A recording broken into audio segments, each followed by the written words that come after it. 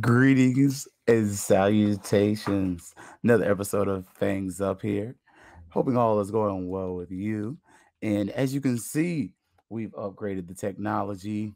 We got the microphone working so it doesn't sound like hot garbage.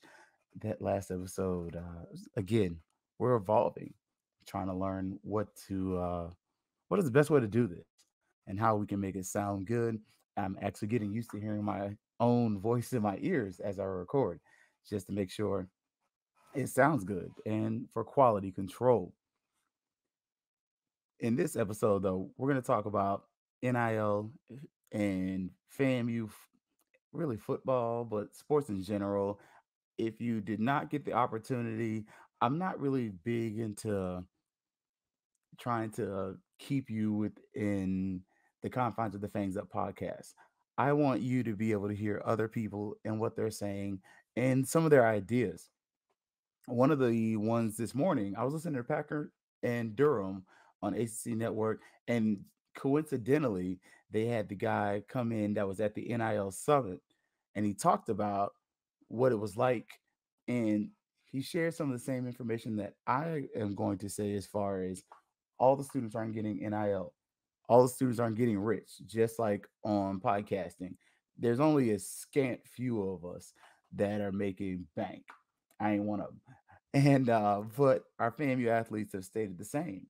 And what I'm going to talk about is just what are some ideas that we can utilize to be able to create those revenue funds and sources for our students. Uh, But before we do that, fam, you did get a few offers in. And if you've seen Coach Risperis today, Buddy is working on his day off. And I'm going to hit this lemonade real quick. It's actually sweet tea.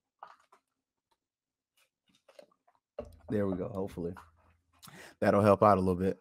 But Justin Bostic, 5'10, 180 pounds, safety slash DB from Palm Beach Central High School in West Palm Beach, Florida. He's a 2023 recruit. He's going to be offered by FAMU. Didn't see any stars for him yet, but that doesn't mean he's not a good player. That just means that, well, he's 5'10. He's not a 6 foot guy. He's maybe not drawing the attention that some of the other athletes are, but that doesn't mean that he's not capable of doing it. And I really feel like if we give him a good opportunity, we're going to be able to see that he may be able to turn into something more. I wouldn't be surprised if he continues to draw some more interest just because he is a South Florida product. We do know students from South Florida, they tend to be pretty quick. They tend to be pretty fast. And you kind of know what kind of athlete you're drawing from that area. Another one is Josiah Brown. He's a 6 foot, 170 pound athlete from Holy Trinity Diocese in Hicksville, New York. He's a 4-star 2024 prospect. And the big thing with him is he's got a lot of offers in. And as you may or may not know, I try to keep it 100. I don't lie to you about it. I don't tell you that a 4-star athlete is going to sign with FAMU. I don't tell you 5-star athletes are going to sign with FAMU. I don't even tell you threes. If a guy's 3 stars and above, I don't know. We'll see. I don't expect him to sign with FAMU, but we do need to be able to draw the attention of student athletes like this. Why? Because one, their friends see it, but two, it starts to kind of set their mind and gives them the idea that if FAMU is a good option for me, why shouldn't I go there? I hate the why not us cry. I'm not crazy about it, but I understand it because you're trying to get the students to look over and say, why wouldn't I go to FAMU? Why did I choose this other school over FAMU? And then it also comes back to that tradition of having transfer students come back to historically black colleges and universities, which is somewhat the norm. A lot of our best players, I've said it before, are the products of transferring from one school and coming to FAMU. So I want to see if we can get some of these students off the cup. And as soon as they are in high school, that we can draw their attention and get them to come over to FAMU. Now, the other thing that is the hot news or was the hot news for last week was FAMU's APR. In particular, it was the football team's APR, which was not very high. It was at a 901. And That's not very good if you understand how APR works. APR is on a score of 1,000, so a 901 is well below the threshold of the top teams, and the medium area you want to be is like a 950 or a 980. Like 980 is good, 950 is okay, but 900 isn't very good. But that's also going to be related to the advent of the transfer portal, players coming in, coming out, and APR is collected over the course of 4 years. So that goes back all the way to the time when FAMU was on probation. So that first time FAMU claimed the national championship because we couldn't go that time. And I said the first time, the second time I don't really claim that. But it's a PR stunt. It was meant to get your attention. And we see the other teams did well though. Like when you're saying the football team didn't do well, that means you're negating that the golf ball team did amazing. They got a 993. The softball team, if I remember off the top of my head, had about a 950. And I was supposed to share that article last night. I'll make sure as soon as I've finished recording this that I do share the article that does kind of give you a little bit of detail and understanding. And it was a very thorough writing by the Tallahassee Democrat writer. And he actually talks about how FAMU and FSU did within that APR area there. And FSU outscores FAMU in most areas, I believe all areas, but we also get the reason why FAMU's APR was so low. And largely it's because of staffing. I believe ONG Strike Zone. I want to give Brian and them their credit, Kofi, all the crew over there, that we have two people that do APR for the entire athletic department. That that's not enough. That's too many students for not enough people. And when asked about it, our current interim athletic director stated that he's going to work to get more people in that area and in that department. Now, whether it's two people or five people, I'm not sure. I would like to at least see it be two more people, just because if you can give me two more people to work with what is somewhere between 2 to 300 students, probably. I don't have the exact math on that in front of me, but that at least if you get two more, it cuts the workload in half. If you just get one more person, it's like, oh, okay, well, that's not even. And to me, when you split it, you're going to take a third of the people. No, just if we can add two more people, that's going to be good. And it also goes to that idea that we probably need to invest more. We don't probably need to. We definitely need to invest more into the athletic program as far as just we've seen what it looks like when we invest in the facilities. Bragg Stadium looks really good. The Lawson Center looks awesome. The baseball field has never looked that good. The softball field has never looked that good. And the batting cages for both softball and baseball are very nice. I challenge you as a FAMU to go by the baseball and softball field and compare it to your time on campus. If you if you're a Rattler that went to FAMU, I would say about 5 years ago and further, you're gonna walk on there and it's gonna be a different campus. And if you haven't been on campus in 10 years, you're not gonna recognize it. Especially you go over there to the Will Packer area. It's just all these improvements on campus make it look better. And we have to continue as an alumni base to support these different things and these initiatives if we want the program to continue to grow. And I'm one of those. I want us to grow. I want us to win. I, I'm I'm a FAMUan. I love my university, but I'm also here for growth, and I'm always here for growth. I'm not a person that's overly stagnant. I will say it to anybody. I would love us to utilize our ability to have any of those corporate sponsors that are on that big wall in front of SBI to come over there and support some of our university initiatives, facilities. You could name the stadium, the gates of the stadium, something, something to where that facility is making money when it's empty.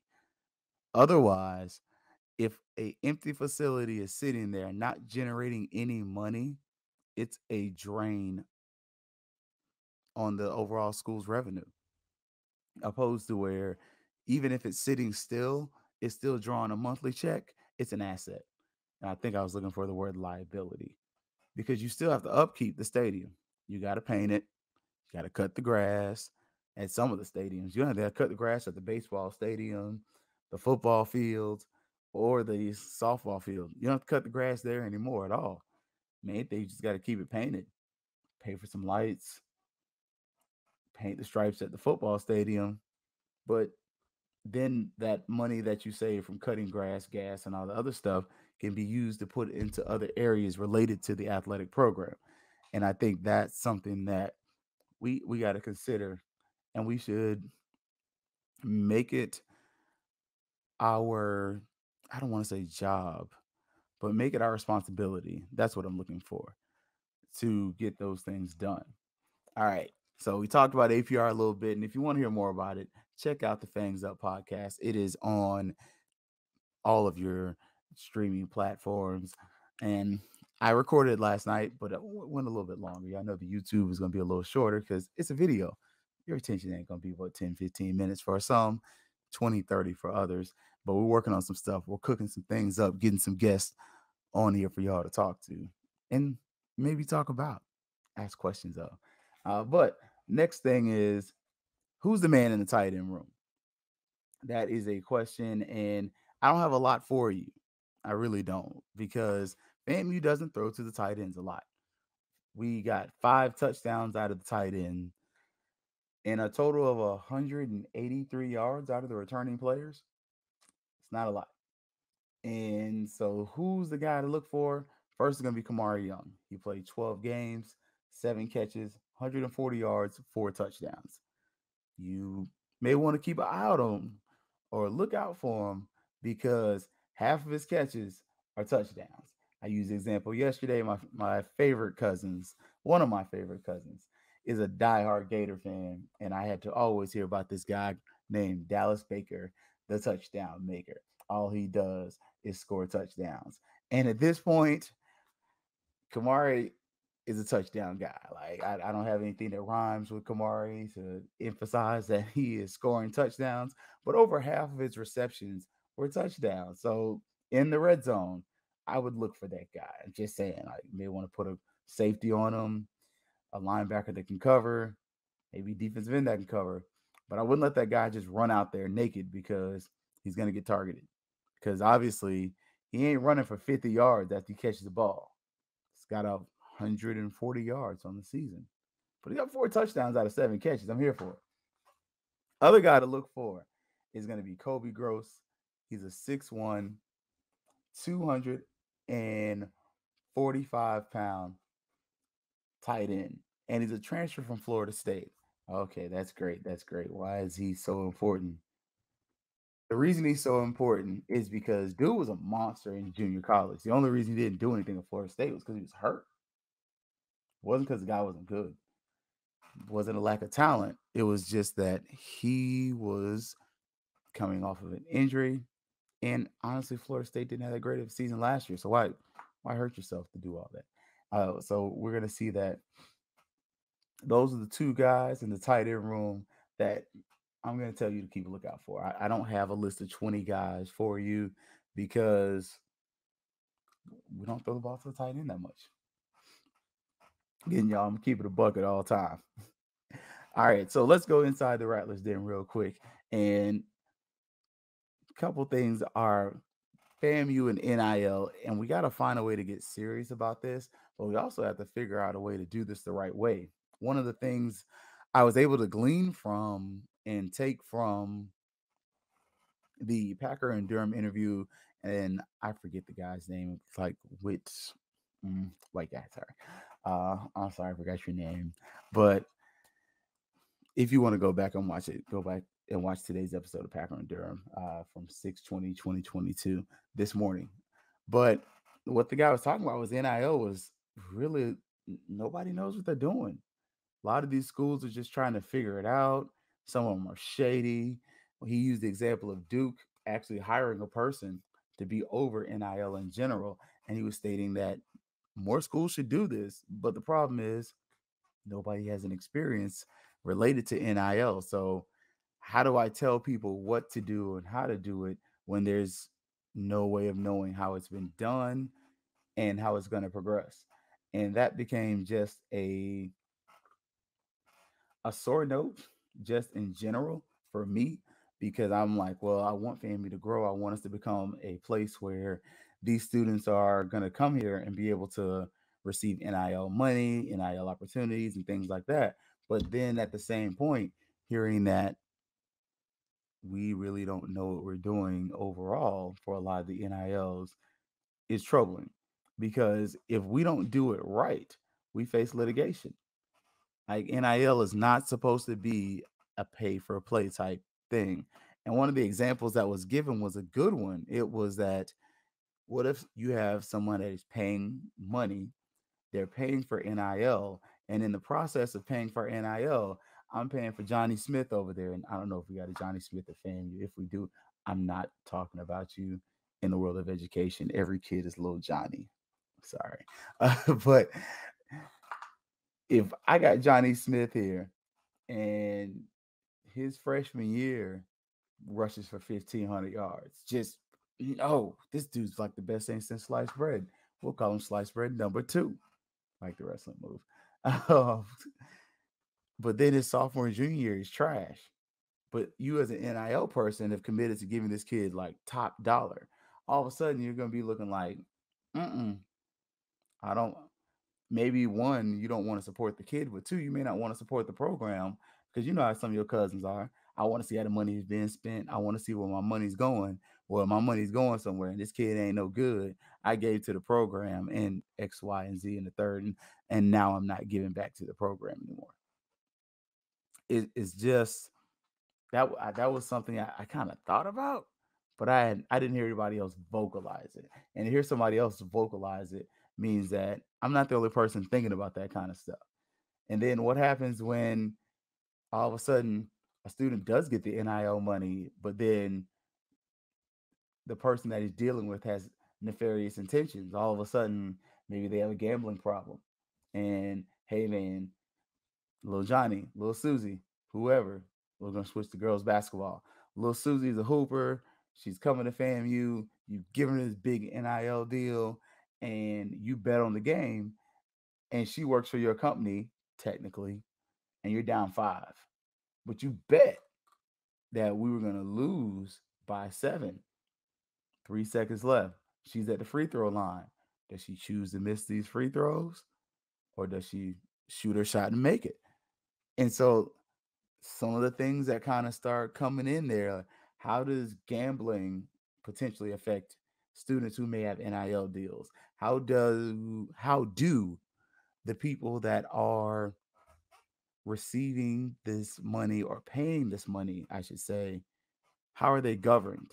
Because NIL is really supposed to partially separate the student athletes from the boosters that are not doing what they're supposed to do. But at the same point, it's supposed to let the students make money off of their name, image, or likeness. I saw where the new NCAA football game is coming out. And again, this is pure just, I heard, I saw on Facebook. This isn't anything I've seen verified from EA, but I'm hearing where it's like some schools, just for NIL rights, are going to have to pay or be paid $10,000 per school, going up to higher numbers depending on the school. All of a sudden, man, we can't afford Alabama.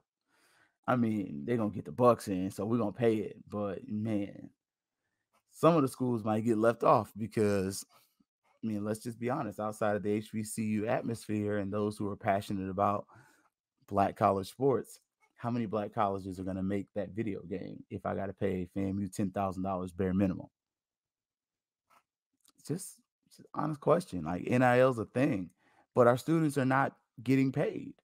Like, that's part of the problem. The students are actually saying that they didn't get paid, and they're saying, "Hey, we want to make some kind of money. We want something to happen," but nothing has happened as of yet. And the students have to find a way, because if it doesn't work, if they're not getting paid here, what's going to happen is all the top athletes are going to go where they get paid. period. That's just the nature of anything. I don't care if you work at a barbecue restaurant, school, Pizza Hut, McDonald's, Taco Bell, whatever. None of them sponsor me.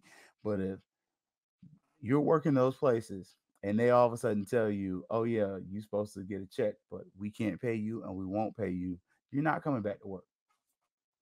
You're not. You might come by and say hey to your friends, wave, but you're gonna walk in there, you're gonna be that one person. Yeah, they don't want to pay nobody. I had to leave. We all know that one friend or one cousin that left the job because they ain't trying to pay nobody. Like that's the same thing's gonna happen for the schools with NIL. If you're not paying anybody, people aren't staying for the culture because the culture don't pay no bills. Like I'm just saying, culturally, that's cute. But you tell Duke Energy how much you did for the culture, and they're gonna say, "Oh, that's all well and good, but his light bill's still the same. And if you don't pay it, we're gonna take some actions. And if you don't pay us right the first time, we're gonna do some different things. Like it's not about you just doing something for the greater good. It's also about at the end of the day, these students got bills too. They don't want to graduate college with a bunch of student loan debt. It's not why they came here. They came here to get an education. They came here to play athletics. They came here with the intention and the goal of going to the next level for many of them. Some of them are out there just getting a free education. But we have to kind of figure out whether it's an NIL collective.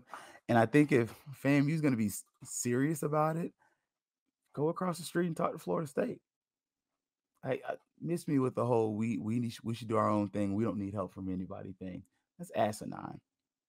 It's like completely silly, complete foolery.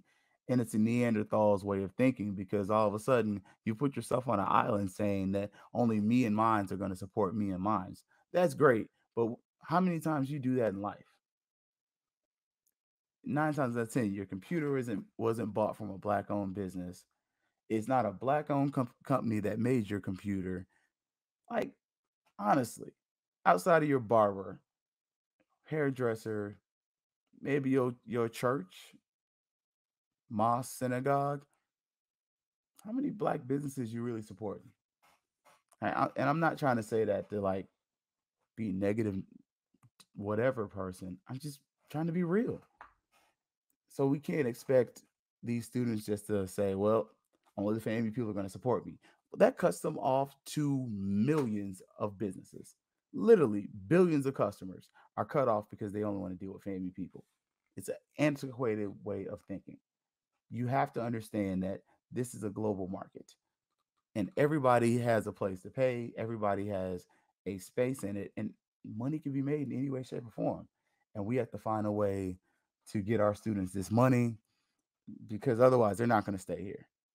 And to argue that they should and they should do it because it's coming home and so all this other stuff, that's cute, but it's not efficient. It's a nice talking point.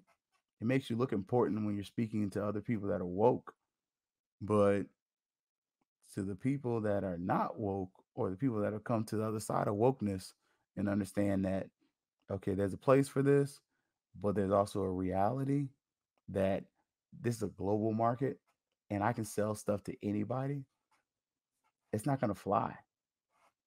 Like, it's just not. Just think about how many of your HBCU friends only like HBCU sports. I can tell you on my hand, I know two. I know one guy personally. Other than that, all my friends that support HBCUs got a second favorite team. They're from South Florida. It's the University of Miami, especially they went to FAMU. They either like Miami and UF and then FAMU. And FAMU is probably number one, but it's the fact that football wise, they're gonna watch the FAMU game and then they're gonna watch the UF or Miami. Now, if you like me, you're from Tallahassee, you might like FAMU and FSU. But very few people just like one team and only follow that one team in college athletics. This ain't baseball. Baseball, I'm a Tampa Bay Rays fan. I don't mess with the Braves, especially since they left and went up where they went. That was dead giveaway. You didn't want my money. Hey, I'm just saying. Hockey wise, I like the Florida Panthers. I grew up liking the Detroit Red Wings. Panthers come south. I don't like Lightning. So I don't like the Florida. I don't like the Tampa Bay Lightning. I like the Florida Panthers. Like I have one team for most sports. The only exception is the NFL. Really, like you see the Bucks. I like the Bucks. I like the Cowboys. Why do I like both teams? Because the Bucks have sucked most of my life. Like so, to expect our students to limit themselves when you have so many people that are like, "Hey, I might buy your product. I like your product," is just the way to go. We have to find a way to be able to get some of our business minds, somebody out there that has either the experience or the will and the will to learn and the time to take over. Not trying to find just one person, but maybe a collective something, because to just sit up here and stick our heads in the ground and say, well, what we've been doing is how we do things is going to give you the same results that you've been getting. And that is rotating athletic directors, programs that do well for a few years, then they fall off, excluding softball, like volleyball, yeah. Other than those sports, FAMU sports are pretty cyclical. Like football was football was terrible when I was young. That's when Ken Riley was coach. Then we got good. And that was when Billy Joe was there. Billy Joe leaves. We get Reuben Carter. He was actually a good coach. Like I don't think we give him enough credit. Like he suffered from the fact that he followed Billy Joe, but Reuben Carter was actually a really good coach. Then after Reuben Carter, yeah, that was not good. Then we finally get to Willie Simmons and things get good again. We don't suck anymore. Basketball, honestly, it's the first time basketball has been good probably since 2003, y'all. Like I'm just being honest. FAMU basketball hadn't been that good since Jonathan Kelly and them boys was over at the NCAA tournament. Terrence Woods, all those guys. FAMU baseball, they were trash most of my life. They just got good. Like it's just if we continue to do the same thing over and over again, we're gonna get the same results. And we need somebody to come in here with new ideas, new thoughts, new ways of raising revenue. It's kind of why I was a little bummed when Goshe happened. Like when that thing, man, dude was innovating. I don't know what was true and what's not, but I'm gonna be honest and say I did lament him leaving, and that's just me being honest.